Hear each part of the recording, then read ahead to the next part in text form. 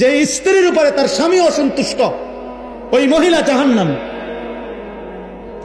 তো তুমি তারে বলো, তো নামাজ পড়বি না বেটি, পর্দা করবি না বিবি, তুই আমার হুমকি দাও, ঠিক আছে, তুই আমার জেল খাটাইবা, তুই আমার নারী নির্যাতন মামলা দিবা, ঠিক আছে যাও, কিছুই করতে পারলাম না তোমারে, তো এদ্দুর মনে রাখো আমার কলিজারা তো আটকে থাকত না। কথা বলেন না কেন? কলিজারে কি জেল দিতে পারি? তো কলিজা দিয়া বলে গেলাম আমি তোমার প্রতি অসন্তুষ্ট।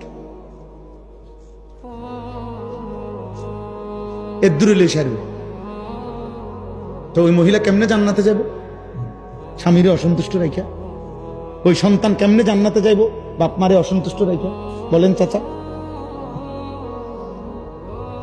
আল্লাহ আপনাদের সময়কে বেশি শক্ত কথা বলে ফেলছি নাকি তা ভাই?